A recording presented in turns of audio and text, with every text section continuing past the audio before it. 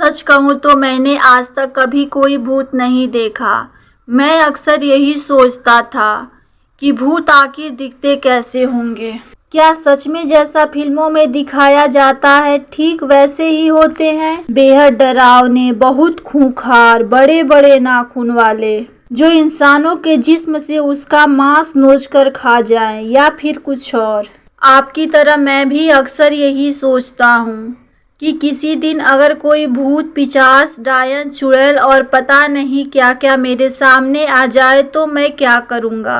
पर उस रात के हादसे के बाद से मेरे ये सवाल धरे के धरे रह गए। अब बस मैं दुआ करता हूँ कि अब आपको ये बुरी ताकतें ना ही दिखे तो बेहतर है।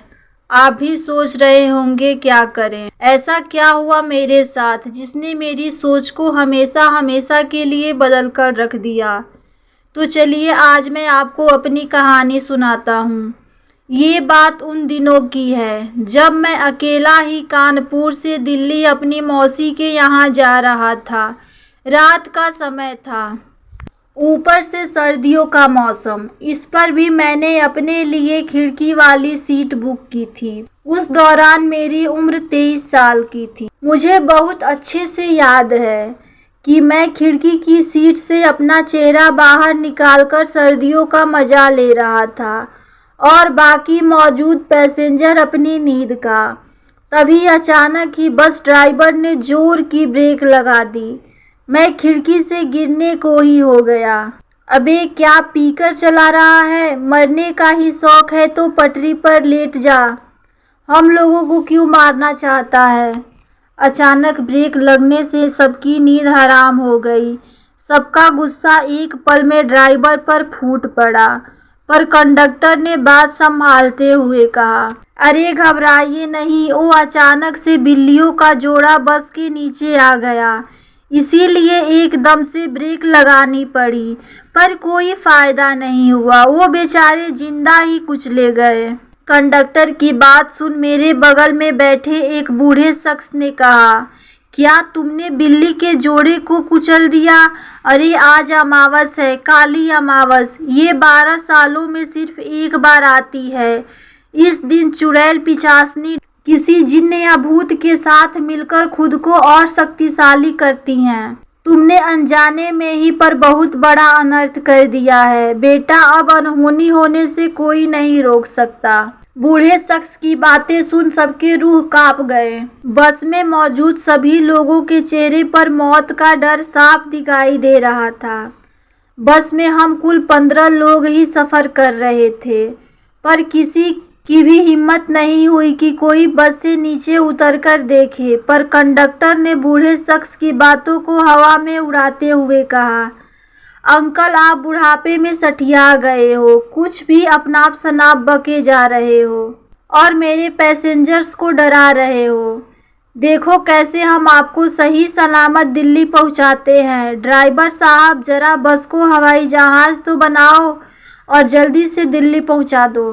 कंडक्टर बड़े ही जोश से ड्राइवर से कहता हुआ उसकी तरफ देख ही रहा था कि उसकी आंखें फटी की फटी रह गई। ड्राइवर अपनी सीट पर नहीं था। ड्राइवर के गायब होते ही बस में हल्ला हो गया। सब लोग एक पल में बेचैन हो गए।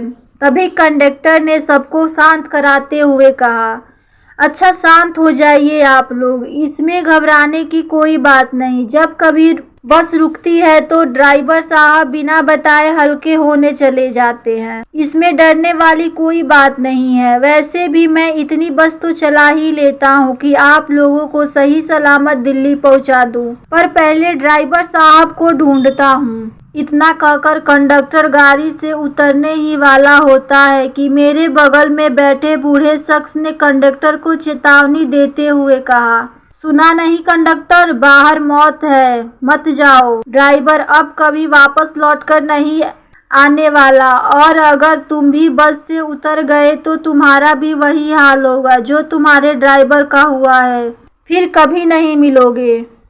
बूढ़े शख्स के इतना कहने पर भी कंडक्टर ने उसकी एक नहीं सुनी और बेफिक्र ही बस से उतरकर ड्राइवर को आवाजें लगाने लगा। ड्राइवर साहब कहाँ हैं आप? ड्राइवर साहब अब चलिए यार, पैसेंजर परेशान हो रहे हैं। कंडक्टर चीख चीख कर ड्राइवर को आवाजें लगा रहा था। उसकी चीखने की आवाज़ पूरे जंगल में गूंज रही थी। एक तो शरद का रात, ऊपर से डर का खौफ। ये मेरी जिंदगी का पहला लम्हा था जब मुझे यकीन हो गया था कि जरूरी नहीं कि हर बार डर आपके सामने कोई चेहरा लेकर आए। कहते हैं ना, जब डर हवा में घुल जाता है तो हर एक सांस कीमती लगने लगती है। ऐसा ही कुछ हमारे साथ हो रहा था। सबकी सांसें डर के मारे गर्म हो गई थी कि तभी कंडक्टर का एक चीख ने सबका खून जमा दिया। सब लोग खिड़की से बाहर देखने लगे थे पर किसी को भी कंडक्टर नहीं दिखाई दिया। तभी अचानक से कंडक्टर का सिर बस के शीशे को तोड़ता हुआ किसी फुटबॉल की तरह हम सबके बीच आ गिरा। कंडक्टर का कटा सिर देख सबके पैरों तले जमीन खिसक गई। सब लोग डर के मारे चीखने लगे थे। सच कहूँ तो एक पल को तो कंडक्टर के कटे सिर में मुझे अपना सिर दिखाई देने लगा था। और तभी तो अनहोनी की शुरुआत हुई। कंडक्टर के मरते ही बस के आसपास काले साए मंडराने लगे थे।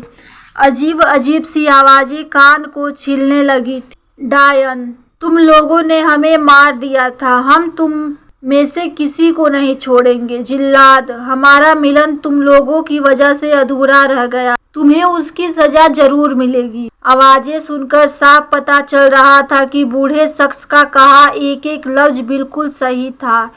एक डायन और जिल्लाद बस के चारों ओर मंडरा रहे थे। मैं उन्हें अंधेरे साए में भी साफ देख सकता था। डायन और जिल्लाद की आंखों में बदले की आग साफ झलक रही थी।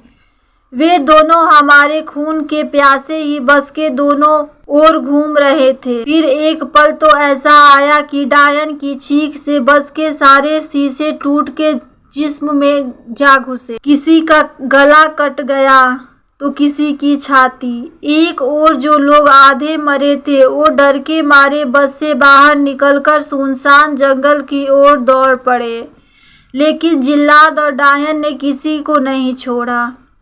काले साए के रूप में जिल्लाद और डायन लोगों को अपने साथ खला में ले जाते और बड़ी बेरहमी से उनके जिस्म के टुकड़े कर उन्हें नीचे फेंक देते। इधर बस में भी मेरे चारों तरफ खून ही खून इकट्ठा हुए जा रहा था। अब बस में सिर्फ हम दोनों ही जिंदा बचे थे, मैं और एक बूढ़ा शख्स। कांच के टुकड़ों ने मुझे भी नहीं बख्शा और मेरे जिस्म को भी छील कर रख दिया, पर मेरी सांसें अभी चल रही थी। इस भयानक मंजर के बाद मैं अपना होश संभाल पाता, इससे पहले ही मुझे उस बूढ़े शख्स की चीखें सुनाई देने लगी। उस बूढ़े शख्स की आंखों में कांच के टुकड़े जा घुसे थे। वो पूरी तरह अंधा हो गया था। वो बस दर्द में चीख रहा था, तड़प रहा था। लगता है अब हम लोग जिंदा नहीं बचेंगे। वो डायन और जिल्लाद हमें भी नहीं छोड़ेंगे। मैं डरा सहमा बस की सीट के नीचे छिपा हुआ बस बूढ़े शख्स से कह रहा था और उस बूढ़े शख्स ने भी दर्द में तड़पते हुए मेरी बात का जवाब दिया। बेटा, किसी तरह हमें सुबह होने का इंतजार तो करना ही पड़ेगा। दूसरा और कोई रास्ता नहीं है हमारे पास। बस किसी तरह से ये रात कट जाए। बूढ़े शख्स की बात खत्म होती इससे पहले ही मुझे महसूस हुआ कि हम लोग हवा में ऊपर उड़ने लगे थे। जब मैंने खिड़की से बाहर देखा तो मेरी आंखें फटी की फटी रह गई। जिल्लाद और डायन ने बस को हवा में उड़ा रखा और जोर जोर से उसे गोल गोल घुमाए जा रहे थे। ये मंजर इतना भयानक था कि दिल के टुकड़े होने लगे थे। पूरी बस अब खून से लाल हो चुकी थी। मैं और वो बूढ़ा शख्स अनगिनत लाशों के खून से पूरी तरह से भीग चुके थे। बाबा, रात काटना तो बहुत मुश्किल है। हमने जल्दी कुछ नहीं किया तो हम भी इन लाशों के बीच एक लाश बनकर रह जाएंगे। बाबा, आप कुछ तो बोलो। मेरी इस बात पर बाबा ने जवाब देते हुए कहा, बेटा, एक ही रास्ता है। हमें किसी तरह आग का इंतजार करना होगा, क्योंकि बुरी से बुरी ताकतें आग के आसपास भी नहीं भटकती। बस हमारे पास जलाने के लिए माचिस के अलावा और कुछ नहीं है। ये सुनते ही मेरे दिमाग में एक आइडिया आया। बाबा, भले ही हमारे पास कुछ ना हो, लेकिन बस में तो डीजल भरा पड़ा है, उससे हम इस डायन और जिल्लात को दूर भगा सकते। बाबा और मैं बात कर ही रहे थे कि बस कब खुद ब खुद नीचे आ गई, हमें पता ही नहीं चला। पर अब सबसे बड़ा सवाल ये था कि बस से डीजल कौन निकालेगा, क्योंकि बाबा अंधे हो चुके थे और मैं अपनी जान खतरे में नहीं डालना चाहता था। पर मन मारकर भी मैंने अपनी जान दांव पर लगाई और बस के बाहर जाने का फैसला किया।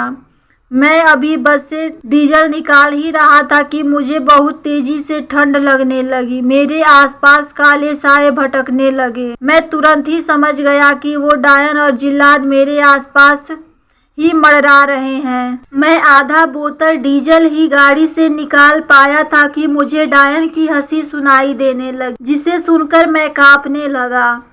मैंने कांपते हुए अपनी गर्दन ऊपर उठाई ही थी कि मैंने देखा कि वो डायन मेरे सिर के ठीक ऊपर हवा में उल्टी लटकी हुई है और मुझ पर ही हंसे जा रही। सच कहूँ तो मैं भी समझ गया था कि मैं जिंदा नहीं बचूंगा। पर तभी बाबा ने चिल्लाते हुए कहा, ये लो बेटा माचिस, और बस को ही जला दो, मेरी फिक्र मत करो। इतना कहकर बाबा ने खिड़की से माचिस बाहर फेंक दिया, जो ठीक मेरे पैरों के पास ही आकर गिरी। मैं माचिस उठाने ही वाला था कि मैंने देखा कि बस के नीचे जिल्लात ड्राइवर के जिस्म से मांस नोचकर खाए जा रहा है। उसके मुंह से ड्राइवर की अतड़ियां बाहर निकल रही थी। ये खौफनाक मंजर देख मैंने डर के मारे डीजल की बोतल फेंक दी और तुरंत ही माचिस से बस आग लगा दी। जिल्लात तो तुरंत ही छाया बनकर गायब हो गया, पर बस में आग पकड़ ली और वो बूढ़ा शख्स भी बस के साथ जिंदा जलने लगा। आग की रोशनी देख तो डायन और जिल्लात